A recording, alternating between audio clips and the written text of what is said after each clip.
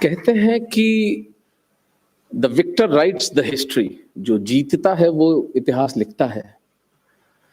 हम वो अभागे लोग हैं जिनका इतिहास हारे हुए लोगों ने लिखा। मेवाड़ के यशस्वी महाराणाओं ने पश्चिम से आने वाले आक्रांताओं को लगातार निरंतर 1 सहस्त्र वर्षों तक पराजित किया, लेकिन चांदी के कुछ सिक्कों के लिए इस देश के तथाकथित इतिहासकारों, स्वघोषित बुद्धिजीवियों ने अपनी आत्मा का सौदा करके उस रक्त रंजित आक्रमण को भारत का इतिहास बना दिया। ये व्यभिचार इस देश के साथ हुआ तो ये एडेज अंग्रेजी का कि the victor writes the history Bharat में आकर बिल्कुल उल्टी हो गई। हारे हुए लोगों ने अपना इतिहास लिखा, चाहे फिर वो 84 घावों से खंडित एक हाथ एक पांव कटा महाराणा सांगा हो, 3 सल्तनतों से एक साथ युद्ध करके जीतने वाले महाराणा कुंभा हो,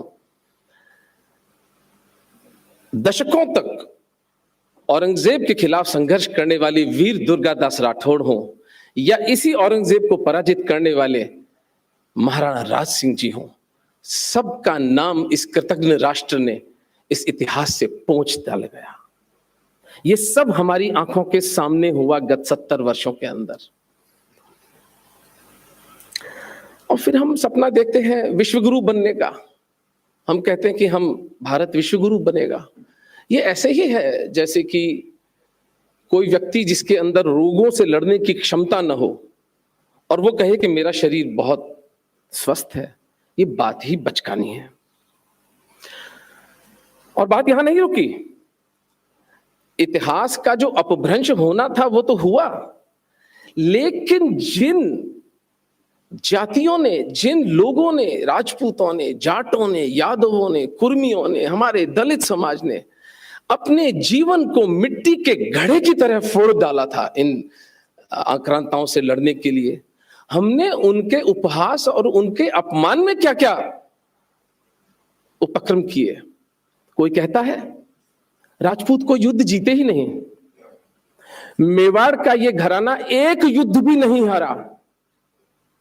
इस पुस्तक में सब कुछ लिखा गया है और मेरी खुली चुनौती है, अगर कोई सिद्ध कर दे कि मेवाड़ एक युद्ध भी हारा था, लेकिन मेवाड़ घराने का नाम ही पोंछ डाला गया, तो हमारे समाज तक ये बात ही नहीं पहुंची कि हम कभी जीते भी थे।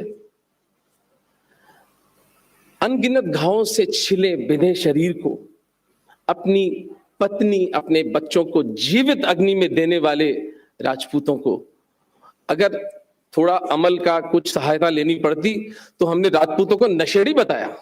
इसी समाज ने ये व्यभिचार किया। राजपूत कभी मिलकर साथ नहीं लड़े। यदि बापा रावल के जीवन के बारे में हमें पता होता कि उन्होंने किस प्रकार मालवा के नागभट्ट और गुजरात के जयभट्ट के साथ मिलकर एक हिंदू कॉन्फेडरेशन बना के अरबों को पराजित किया, तो ये बात कहने से पहले हम थोड़ा लज्जित होते हैं।